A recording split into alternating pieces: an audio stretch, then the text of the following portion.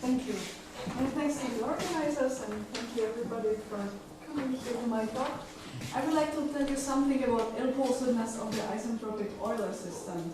I don't know, maybe you have heard recently or past couple of years there was a lot of excitement in fluid dynamics and many new and really breakthrough results in terms of ill-posedness. So many of these fluid dynamics equations have been proven to be ill-posed. There is many solutions, even infinitely many solutions. And some of them behave in a very strange, somehow pathological way. So we may want to neglect them, saying they're just unphysical. Yes, just to give you an example, there are, for instance, for the incompressible Euler system that we have seen already many times in this conference, there are solutions that are compactly supported in space-time. Now, what does that really mean? Let us think about compactly supported in time. So these are equations that describe flow of a fluid. So it is an equation that gives you evolution of the velocity. So you think of velocity being 0 at the initial time, then okay, it is non-trivial, so something happens then, the velocity is non-trivial, non-zero, meaning the fluid is moving, okay, and then suddenly, without any external forcing, the velocity becomes 0 again. And this is what compactly supported in time means. And now if you think about it, so you take a glass of water, nothing is moving, you leave it on the table, and then suddenly you go to sleep and things start moving. And then you wake up and it's again everything calm. First, you would like to think this does not happen, and this is somehow unphysical, and okay, maybe we don't even have to bother with these results, we don't have to even read them. But still, what I would like to make as a point here is sometimes it is easy to decide what is physical and what is not, like in this little example that I gave you, but very often it's not so clear to decide what is really physical and what not. And so that's somehow what we are trying to do, to select physical solutions and somehow distinguish them from those that are non-physical. Okay, and I will tell you a little bit more about that in this talk. So in particular, I want to focus on the isentropic Euler system, which is a hyperbolic system of PDEs. We see it here. The unknowns here are density, I denote it by rho, and then there is momentum. So I denote it by m, and momentum is rho times u, where u is the velocity. And so this now describes a flow of a compressible fluid. We see that the first equation is the balance of mass, so this is the conservation of mass, and the second equation is the conservation of linear momentum. And I have chosen here to write these equations in terms of density and momentum, which is not always usual in the literature, but we have figured out that actually this is really the correct way to write a system, not to use these variables rho and u. And I will mention that in the sequel why this is important. Okay, so what we see here is a nonlinear system. It's a hyperbolic system of PDEs, and the nonlinearities are here. This is the pressure, rho to gamma, where gamma is a parameter which describes your fluid.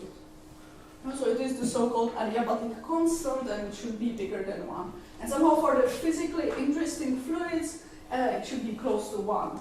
Yeah, basically smaller than 5/3. Okay, and then we have the convective term. And you see that it is quadratic in the momentum, and there is this division by the density. Okay, so now you could start protesting. First of all, there is this strange division by the density, and actually what I cannot exclude are the so-called vacuum regions, where the density vanishes. Yeah, so for strong solutions I could do that, but actually I should have here some kind of indicator of rho being greater than 0. And this is really the troublemaker. First of all, if I knew that density remains strictly positive, my life would be much easier. Second of all, I have these nonlinearities. And so, for instance, if you want to prove existence by some compactness arguments, you want to pass to the limit in the nonlinearities, well, typically you would only have weak convergence. And we know, we teach our students that with weak convergence, you cannot pass to the limit in the nonlinearities. And this is also something that will appear very much in the sequel. Okay, so for the moment I consider this system on the d-dimensional torus. Dimension is 2 or 3, but we will see other boundary conditions in the talk as well. Okay, very good. So now my question is, can we prove existence? Do we have uniqueness? You know probably that something is known for the system. So first of all, if we think in terms of strong solutions, so probabilistic, strong in the PDE sense, meaning there are classical solutions, derivatives exist as functions. So these solutions are very nice in the sense they are unique, one could prove uniqueness, but on the other hand, they exist only locally in time. So their existence could be shown, but only up to some blow-up time. And especially for the case of the compressible Euler system, shocks cannot be avoided. So even if you start from a very smooth initial condition, you just wait a little bit of time and a shock will appear. And shock brings non-uniqueness and also no loss of regularity. Okay, and so for that reason, in order to be able to study the dynamics for long times, we would like to introduce weak solutions. So solutions in the sense of distributions. And this can be done. These are better in the sense of existence because they exist globally in time. But now again, we would like to have the question of uniqueness. Sorry, in both dimensions, 2 and 3, they exist globally in time? Yes, for a large class of initial conditions, yes. Yeah. But the problem is that somehow the existence is too good in the sense that there is even infinitely many of these solutions. Yeah, and this is based on the convex integration method, which was introduced to fluid dynamics by Delelis and Cecchini. I will explain to you some of the main ideas. And this is really now what all this excitement in fluid dynamics is about. It applies to the compressible system, also to the full Euler system, but they introduced this method for the incompressible Euler system. And in the first stage, it allows you to construct bounded solutions, but then they have other improvements, and one could even apply it to the Navier-Stokes system. And for instance, another kind of crazy result is that for the 3D Navier-Stokes system, without any forcing, there are non-trivial stationary solutions. And now stationary really in the deterministic setting, meaning time independent. So it's a dissipative system, everything should kind of converge to zero as time goes to infinity, but no, there are non-trivial stationary solutions. And so again, these are clearly unphysical, but I believe that also studying these unphysical solutions helps us with understanding of the system. Okay, so let me tell you a little bit about this convex integration method, and I will explain it on the incompressible Euler system. So this is now the system of equations that we see here. You can basically obtain it from the previous system if you set the density to a constant. Now it's not strictly speaking correct because of the pressure. So here I have to reintroduce the pressure, which is now a second component of my solution. So it's the second unknown. So I have the divergence-free constraint. I have again my convective term here is the velocity, and pressure is the second unknown. Okay, and you see that I postulate one more condition. I give myself energy profile, E, so it is a function of time and the spatial variable. It should be somehow sufficiently nice, sufficiently smooth. And I postulate that the modulus of the velocity square divided by 2 is equal to this given function. Okay, so now you see this looks very overdetermined because the energy profile is really given to me. So I have two equations here, but two unknowns, and in addition I postulate this constraint. So you would say, well, that's really overdetermined, but the point is that even with this constraint I'm able to construct infinitely many solutions. And so how this is done? What Delelis and Cecchini introduced as a method, it relies on such a convex functional. So I define this functional as a functional on U, and here I put the energy. Okay, so that's basically the L2 norm, and I subtract the energy. And I define this functional on a certain set or closure of a set of subsolutions. So there is a smart definition of a subsolution, which gives you the following. you see immediately from this functional that if it is equal to 0, my constraint here is satisfied. But it is defined on this set of subsolutions, and basically what it means, what it implies, it is chosen in such a way that when the functional is 0, my function u also solves the Euler system. This is something that you cannot really see from what I put on the slides, but somehow the point is that whenever it is 0, you get a solution. And it's really a solution with prescribed energy. Okay, so this can be proved, and it relies on the definition of a subsolution. And here the important point is that I take a closure with respect to this topology. So it is continuous in time and L2 with weak topology in space. And the weak topology here is the important point. Because as you know, well, there are nonlinearities, there is a quadratic term, and I would want to pass to the limit, but I only have weak convergence. And we see that this is somehow what actually makes it work here. Or, well, what is the difficulty of the Euler system? Okay, so that's the first point, first observation. If the functional vanishes, then U is a solution. Okay, now using Baire category theorem, it is possible to show that the functional has infinitely many points of continuity. So this is an abstract argument which comes from outside. And now the game is simple. Well, simple. You want to say that every point of continuity is a solution. This is what we want to prove. Because we know that we have infinitely many points of continuity, and now we want to show that every one of them is a solution. And then you have infinitely many solutions. And now this is the key argument of Delahaye-Székely, why this is actually true. And they proceed by contradiction. So I assume that U is a point of continuity, okay, and I want to prove,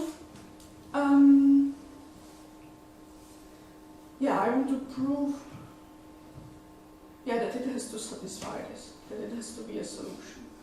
So the way it is defined on the closure of a set of subsolutions, I know that U would be a limit of subsolutions with this topology. And now Delahaye and Székely constructed by an oscillatory argument another sequence which converges again with respect to this weak topology. So if I add it here to the original sequence, these are the oscillations, I get convergence to my original function U. And the point is really the weak convergence, because now I would like to pass to the limit in the functional, but it is quadratic, and I only have weak convergence. So these oscillations are constructed in such a way that I cannot pass to the limit in this functional. So the convergence, in other words, is weak in L2, but it is not strong, because the limit here is strictly positive.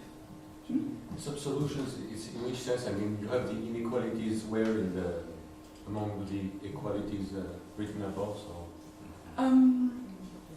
It's a little bit more complicated. So one looks at eigenvalues of this matrix. You have to subtract the trace.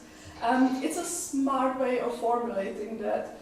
But basically, really, it means if the functional vanishes, then it's a solution. So it really solves both. So somehow you get upper and lower inequality. Okay. Yes.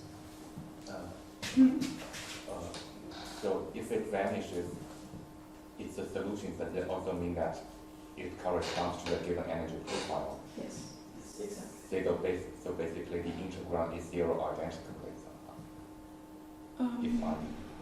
Yes, exactly.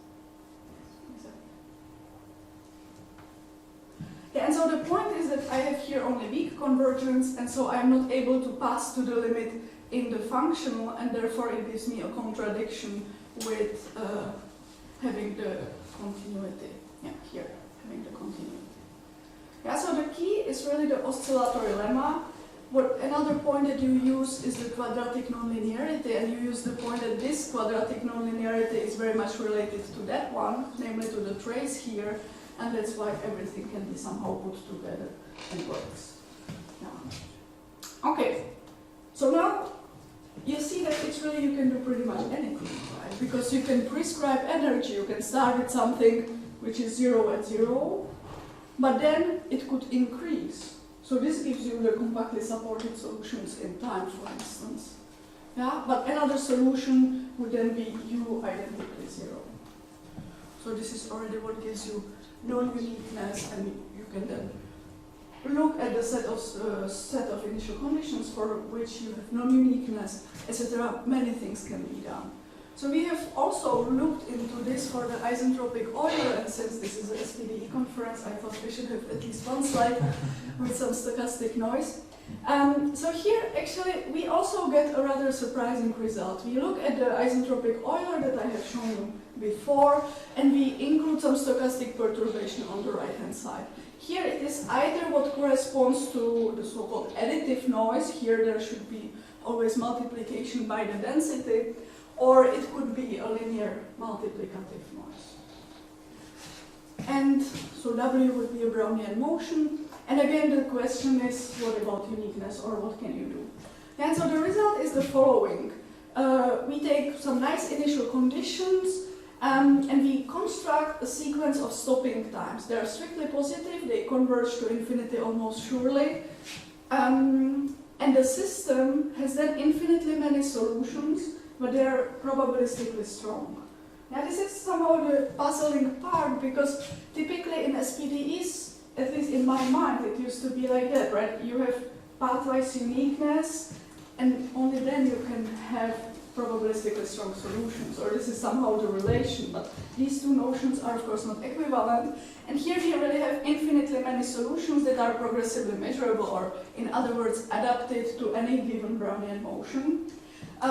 In other words, they are probabilistically strong solutions.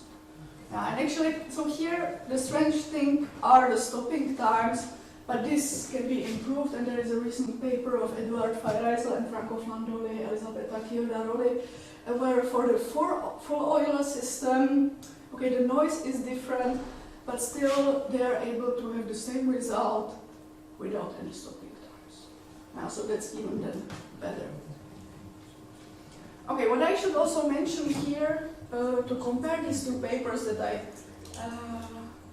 just spoke about, here these solutions are actually not very physical. We are not able to prove energy inequality. And so one would like to have that, but here we were not able to do that. Therefore, the full Euler system that Franco treated in his paper is actually better, because you have the energy inequality immediately there. Okay, and so this paper relies on a stochastic version of this lemma, and we needed the stopping time somehow to make everything adapted and to end up with the probabilistically strong solutions. Okay, so this is just to give you a flavor that somehow a lot can be done with convex integration, and somehow the results are not always what we would like to have. Because we would like to maybe really say what are the good solutions and how to select them. So let me discuss this now. I have already mentioned the energy inequality. So somehow it seems that the notion of weak solutions is too weak. So you would like to equip your solution with some further properties that it should satisfy, and they should serve as a selection criterion. And there were several admissibility criteria proposed in the literature, but so far actually they didn't lead to any uniqueness result. Now, so what do you want to do? Well, you should include the energy inequality, because, well, of course, on the very first example that I gave you, the solution which is compactly supported in time, that's very non-physical. Yeah, so energy shouldn't be increasing, it should rather be decreasing. Okay, so we would like to have energy inequality. Now for the isentropic Euler system, this is how the energy looks like. So there is the momentum square over density, and here this comes from the pressure. And if you write down an equation for the energy, you end up with such an equation, and well, rather you should assume an inequality, otherwise you don't get anything. But actually it turns out that even if you postulate such an inequality in one way or the other, so somehow in a weak form or integrated with respect to the spatial variable, even then one could prove infinitely many solutions. And actually for the compressible Euler, even for certain smooth initial conditions. Now, really, for many smooth initial conditions, you just wait a little bit of time and then a shock appears and then you can do all the crazy things. Another criterion that was proposed by defects is the principle of maximality of the energy dissipation. And so we understood that the energy should dissipate, so it should be decreasing. But now we would like to say that it should dissipate at the highest possible rate. So it should really decrease the fastest possible. Okay. However, even with this requirement, it was not possible to select just unique solution. Okay, and so then we were thinking together with Eduard and Dominic what could be another condition that you could postulate and that would somehow move you in the direction of physical solution.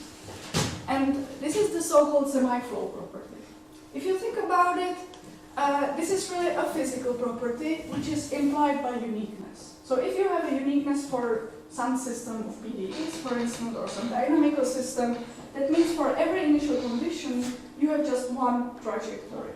And now if you think about it, you start at time 0 and you follow your evolution to time s, you end up with some state of the system, and now you want to continue. So you go from s to s plus t, and again you end up with some state of the system here at this time. But that was not the only possibility how to get to time s plus t, right? So I could have gone from 0 all the way here. And if I have uniqueness, then I know that I get to the same state. There is no other possibility. And so it is somehow reasonable to want that, to demand that from your system. However, if you now think about the Euler system or other fluid dynamics equations, well, for every or many initial conditions, there is infinitely many solutions. And so, well, what do? You just choose one trajectory, then you follow it to time s, and then you have again infinitely many possibilities how to continue. And so what do? Well, you choose one, I guess, but how can you guarantee that at time s plus t you get the same result as if you went all the way through? So this is really not at all clear how to do that if you don't have uniqueness. But still, it is somehow a desirable property of an evolution system. So this is what we wanted to postulate. And the question is, therefore, if there exists such a semiflow. So what I want to do is I want to take every initial condition which is somehow allowed by my evolution, and I want to select just one trajectory. And in addition, I want them to be compatible in this way. Okay. And the hope is that this could give you really somehow better behaved solutions that are, could be called physical to some extent. Of course, then another question is how many such selections can you construct? So I cannot answer that question, but at least I can tell you that I can construct one, at least. Okay, so this is the result here. So we proved that the Euler system, the isentropic Euler system, admits a solution semiflow in the class of admissible dissipative solutions. And so I haven't told you what admissible dissipative solutions are. This is what I want to do in the sequel. Now, because in order to understand how this semiflow can be constructed, you have to understand the system, and you need a good notion of solution for that. So this is what I want to discuss now. Let me just stress the following points. So we will try to understand what does it mean a dissipative solution. This admissibility condition is the defects criterion. Because I want to incorporate all the known somehow selection criteria into my selection. So all the selection criteria, the defects, and so the energy inequality, maximal energy dissipation, I want to have it in my selection.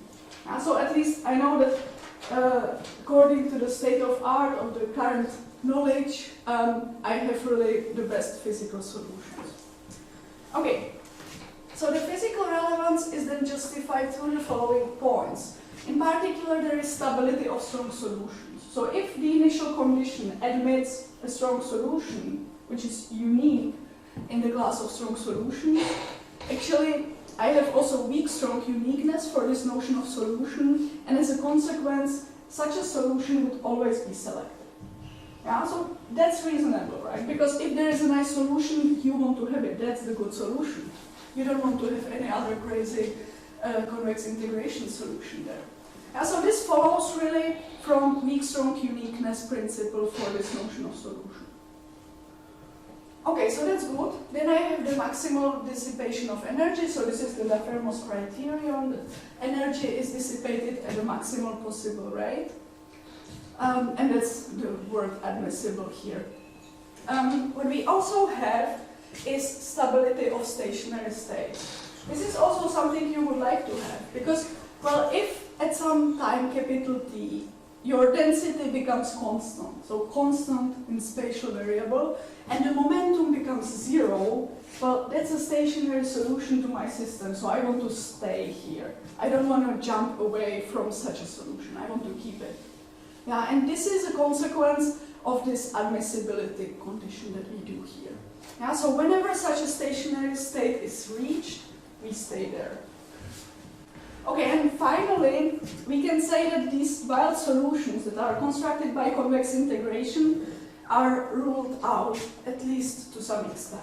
So I cannot completely rule them out, but many of them I can. So this is what suggests that these should be good solutions, and the convex integration, they are really somehow unphysical. Okay, so now in the rest of this talk, I would like to convince you what is the notion of solution that I have to use here. So what is a good notion of solution? Okay. It turns out that for the construction of this semiflow, you need a notion of solution which is stable. Stable under approximations. And you may want to have that for other reasons, like you may think about some numerical approximations, etc., or just a proof of existence of some solutions. So let us think about certain approximation of my system. So the left-hand side is what we have already seen before, and now on the right-hand side I have some consistency error terms. So these are distributions and they vanish in the sense of distributions. Now, so you may think about vanishing viscosity approximation, some numerical scheme, etc. Yeah, and the very natural question is, well, can I pass to the limit? Or what do I get in the limit? Okay, and it turns out that for this system, the only source of a priori estimate is the energy inequality. Okay, and this is what it gives you. So we have already seen the energy. This is how it looks like at time t. And, well, if you set things up correctly, you would have it bounded by the initial energy. And then, okay, I assume that my initial conditions here have some uniform bound. And this is really the only estimate that I have now. And the question is, can I pass to the limit? And of course, you all know the answer. Well, for starters, because I have already told you several times. So this just gives me some LP estimates. In particular, for the density, I have L to gamma here, L infinity with respect to time. And if I combine these two, I would get L to gamma over gamma plus 1 for the momentum. So these are uniform LP estimates. And since it is a hyperbolic system of PDEs, there is no compactness, so I don't get any regularity. And so of course the question is now, well, can I pass to the limit? And the answer is no, because I only have weak convergence. Yeah, but there is a different question. So now what I'm saying is I'm maybe not good enough to prove better estimates. Maybe there is some hidden regularity, or maybe there is a way to pass to the limit. Yeah, so here the answer is no, but maybe there is a hidden regularity. I mean, is there really a counterexample which would say I cannot pass to the limit in the equation? And so I have such a counterexample here for you. The problem is, of course, in the nonlinearities, because I have weak convergence and I cannot pass to the limit in the nonlinearities. But this counterexample really tells me something more. So consider a bounded domain. Okay, and now you give me a function which is L infinity and it is strictly positive. It depends only on the spatial variable. Okay, and I say there exists a sequence of weak solutions to the Euler system where the densities do not depend on the time variable and the densities converge weak star to the given function here. The momenta converge weak star to 0, and in addition, the convergence of the densities is not strong. Yeah, okay, so what does that mean now? So there is a domain, and you give me a function, just think of something. Right, anything, bounded, okay. So we have it. And now I say I can approximate it by solutions to Euler, but by very special ones. So here these guys converge weakly, but not strongly, and the momenta even converge to 0. And now if you think about it again, maybe we take a function which is bounded, well, you can very easily think of some oscillatory approximations so that they converge weakly, but not strongly. But now, in addition, I say, well, they could even solve the Euler system, and the corresponding momenta can even vanish. So this is really somehow rather surprising, and it kind of, well, brought me to the thought that maybe every function is a solution to Euler. I mean, that's really almost what is written there. Now, but when I prepared this talk for the first time, then I got really worried that every function is a solution to Euler, and that's not something you want to have. But okay, let us think about it again. So, my original question was, can I pass to the limit in the equation? So, the question is, when is the limit here solution to the Euler system? And since the limiting momentum is 0, well, the only possibility is that the density is constant. Yeah? So if, by any chance, the density that you gave me was constant, that means that the limit here really solves the Euler system. It's a weak solution to the Euler system, and moreover, I want to really stress that I converge to it weakly and not strongly. However, your chosen function, rho naught, didn't have to be a constant. And in that case, the limit is not a solution to the Euler system. Yeah, so this is really a counterexample somehow to this question that, well, there is not really a hidden regularity, and it really can happen that the convergence is weak, not strong, and the limit is not a solution to the Euler. Okay, but things are actually becoming even more interesting because now I have a counter theorem to this counterexample. The situation is different. So we are now on the full space, and we consider a vanishing viscosity approximation.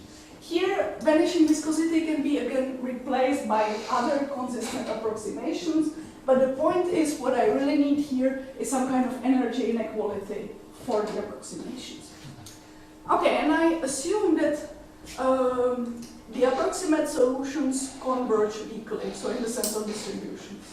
And the statement is now that either the convergence is strong in the energy norm, or the limit is not a weak solution to the Euler system.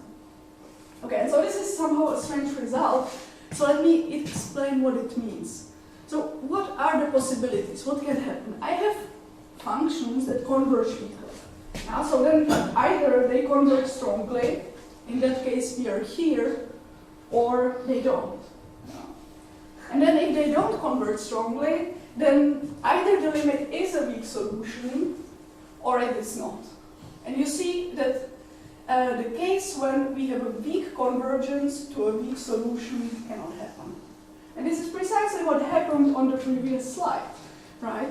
Because here I said when rho naught is a constant, the limit is a weak solution, but I converge to it only weakly. And the difference, of course, why it works here and why also the other theorem is correct, is the difference in the domain. Yeah, so here on a domain, it is possible. On the full space, it is not possible. Yeah. And actually we have a version of this theorem also on a domain, but we need additional condition at the boundary. Because somehow problems can be created at the boundary, and so one basically needs to assume that the convergence is somehow controlled close to the boundary, and then you would get the same result. Actually, maybe as a little side remark, this is what holds for the isentropic Euler system, but when we think about the incompressible Euler system, and this is why this result is somehow interesting, For the incompressible Euler system, this is not true, and there are counterexamples. So there are really counterexamples to this theorem in the incompressible setting, and they have been around already since 90s or similar. Greengard, Thomann. They have examples of solutions that converge weakly to a weak solution. Yeah, and so this is not possible for the isentropic Euler system, and it turns out that as you add more and more physics to your system, namely if you go even further and consider the complete Euler system, then this result becomes trivial on any domain. So you don't need anything there. And somehow the question is really, well, we somehow get rid of the physics, then we speak about incompressible Euler, but then we try to add physics like a posteriori, which is maybe not so good. And maybe the compressible system behaves better and the complete Euler system maybe even better. But this is still to be shown. Okay, so this result, the proof is actually not so difficult. And the reason for that is that we understood how to formulate a system. Yeah, so we understood what is the correct notion of solution, what are the correct variables. And this is what I want to tell you finally.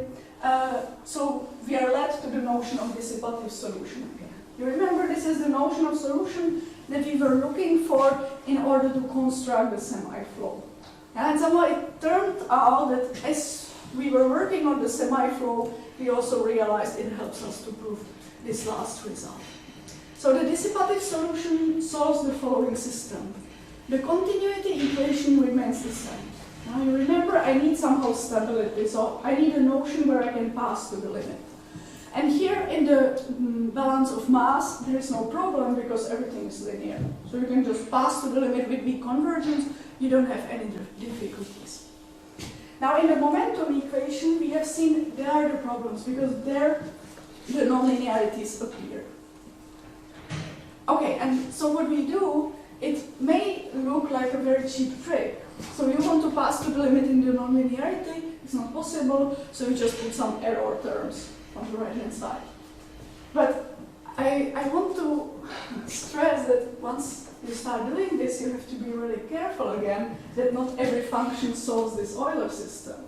Now, because if you think about it, once I start putting terms here, then really, well, you give me a momentum, I compute density, then I compute this, that, and put the rest on the right-hand side. And okay, so that's strange, but there is something that puts everything together and that doesn't allow every function to solve the system. Namely, I require that these defect measures have some sign. So there is one defect measure here which corresponds to the nonlinearity in the convective term. There is another one which corresponds to the error of the pressure.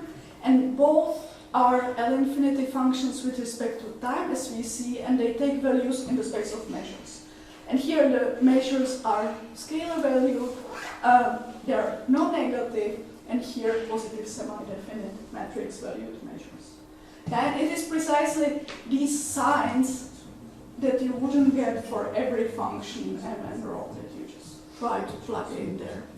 Yeah, so a sanity check, life is good, not every function is a solution to Euler, but still this somehow helps us a lot. In addition, what I include to the notion of solution is an energy inequality. And you see that similarly to the momentum equation, I have the convective term, and here I have a similar nonlinearity. And actually it's a trace of this matrix here. Yeah? And similarly for the nonlinearity in the pressure, I have here the inner energy. So they look similarly, and that's a reason why these defect measures that appeared in the balance of momentum also appear here. And this is somehow the main observation that we made with Edward in this paper, because typically, well, there have been notions of solutions that work on a similar principle. They were called measure-valued solutions. People typically looked at different variables, not momentum, but maybe some strange variables like square root of the density times velocity, which is not really a physical quantity. And always what is here, the defect which is here, should control the defect there. But now we have really the same defect, and this is, as you will see now in the proof, this is what helps us with this argument. Yeah. Okay, and so I postulate, I say rho and u are dissipative solutions if they satisfy the system of equations in the sense of distributions, and in addition I have the energy inequality. So for some defect measures. And how these defects are then defined is really errors of the convergence in these nonlinearities. And you see that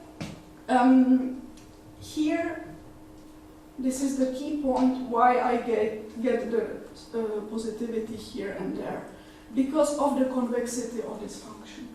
So the function is convex, and I use lower semi-continuity to show that these defect measures are actually positive or non-negative.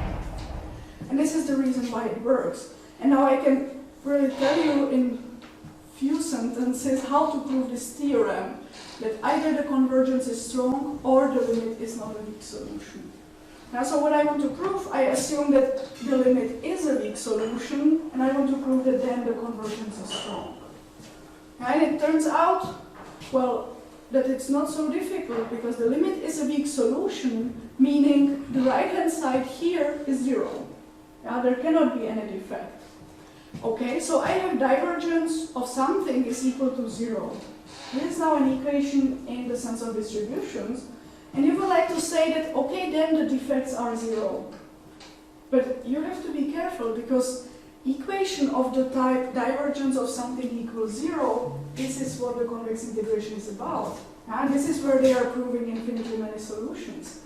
And so it's not obvious to say whether or not the solution must be trivial.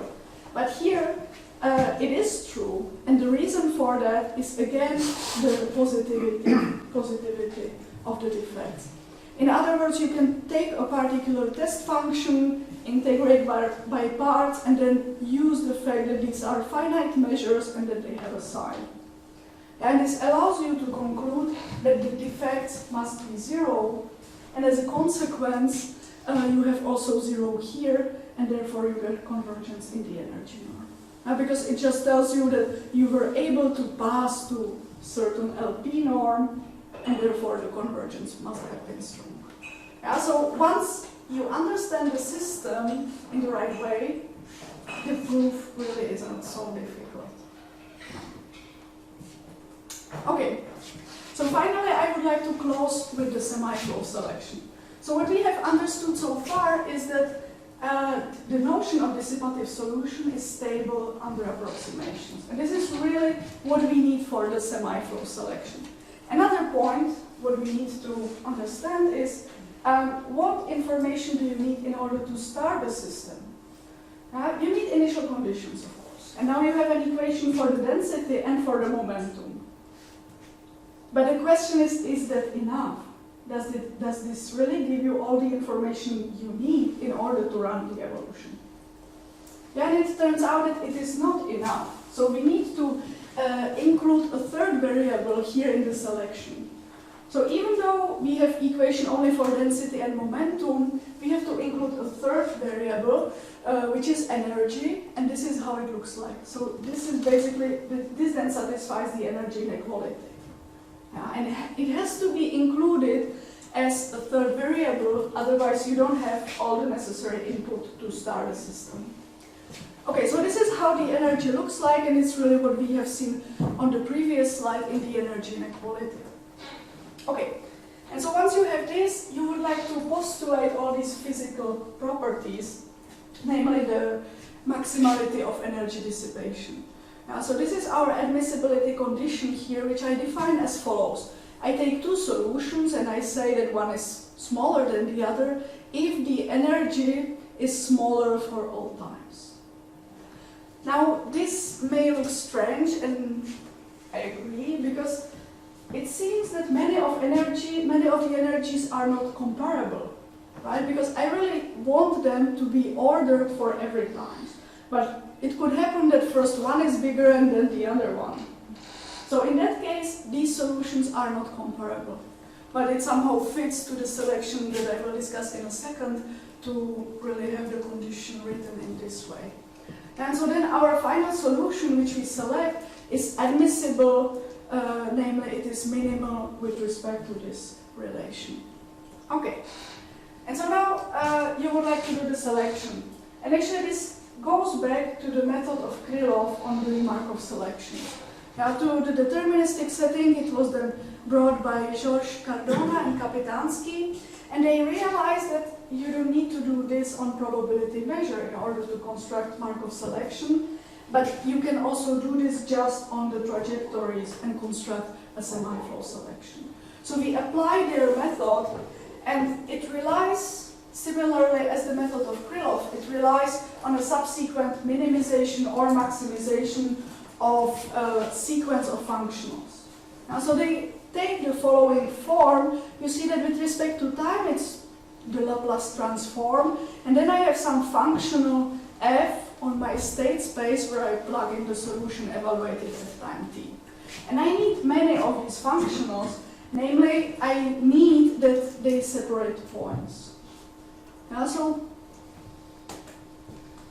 Yeah, exactly. So I need really somehow an arithmetic sequence of lambdas to have the separation of points in time, and then, for instance, orthonormal basis of some space here as these functionals f.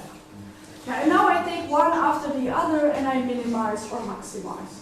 So I take my set of solutions, I take one functional, and I choose only those solutions that, for instance, maximize this functional. And then I do that with the next functional, and then with the next one. Okay, and at the end of the day, you would like to prove that there remains only one solution. And that's why you need that these functionals separate points. Because if there were two, that means the value of all the functionals would coincide, and therefore they would be the same. So there cannot be two in the final selection. Yeah, so this is actually then quite a nice procedure, and it applies to many equations. We did it first for this isentropic Euler system, then we have a paper on the complete Euler system, but you can do the same for Navier-Stokes, incompressible Euler, and pretty much your every favorite equation. What you need is existence of a solution. You need a stable notion of solution, so the stability is important. As I discussed, you want to pass to the limit under the estimates that you are able to get. There's the stability, so you need compactness, but typically in this business, existence is obtained via the compactness method. And then you need some technical properties. Shift. That means if you shift a trajectory of a solution, you end up with a solution again. And continuation, or we call it also concatenation, means if you connect two trajectories, you get a solution on the full time interval. So this is also naturally true for these systems, and as a consequence, you would obtain existence of such a semiflow selection. Another question is then, of course, how many selections are there? We don't know. The problem is there is something is quite arbitrary, namely how you choose these functionals. Yeah. We always wanted to postulate this admissibility, the maximum rate of dissipation. That means the first functional that you choose should minimize the energy. Yeah, so the first functional here would be just the energy, and we minimize it. And this is what enforces this condition. And okay, then I don't know how to proceed further. What is better option than the other? Somehow what one would like to do really for the Difference criterion is to start with lambda as large as possible, because this would put then more stress towards time zero. But yeah, you would like to start with lambda infinity, but it's not really possible. So we don't know. We don't know whether it's possible to get more out of this method, which is actually quite nice, but it's also quite simple. So you see, it doesn't use many ingredients. So the question is, how much can you really get out of it? We don't know. Okay, thank you very much.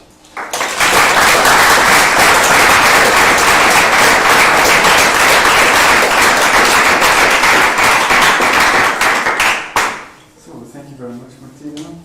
Are there any questions or comments?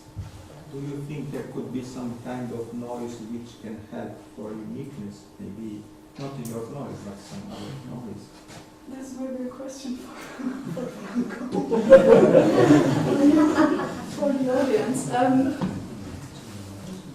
don't know. Yeah. Because your noise can disappear, of course. Your noise. You take G equals 0. Okay. Yes, yeah, exactly. So my noise that I had here at the beginning, that's not good enough, that's for sure. Yeah, I don't know. That's of course a very interesting question to study, but I don't know. And one thing, maybe one could already think whether if you put a transport noise to the Navier-Stokes, whether the convex integration still goes through, or whether you would find a problem there.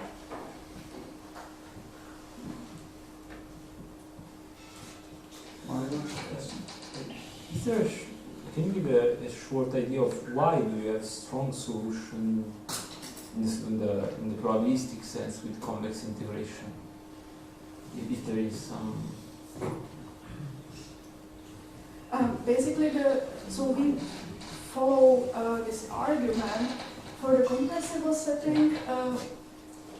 The only convex integration that is available basically relies on this. So what you can do is reduce to the incompressible setting and then apply this procedure of the Lewis-Székely. And so basically we have adapted solutions here, and also in the oscillatory lemma we construct adapted oscillations. And that was the reason why we needed these stopping times, because somehow we needed to control the size of the Brownian motion in order to have these oscillations adapted. You kind of repeat the procedure, but in the space of adaptive processes. In a way. Yes. Yes. Yes. So I have, so the problem of this construction is not because of the noise, it's the deterministic equation which is the problem, right? Yeah. So I have a naive question. How does your selection, your condition compares to, how is it called, the Rankin-Guggenheim condition? So anthropic solution, something like that? Can you not compare, but because the idea of this, anthropic solutions is to select the ones that exactly. are physical, right? Yes. So actually, your question maybe could be explained. Because it's this E1. Yeah, because I could look, for instance, there are scalar conservation laws Exactly. where entropy solutions are already. Is it the same here if you are in dimension 1? I didn't really write down the proof, but I would expect so. You would. So it is the same. If I mean, it's in 1D, it's in 1D. It's the Yeah, I same. would expect that you select the entropy solution, which is the Ah. correct one. Ah. I didn't really write down the proof, but I would expect so.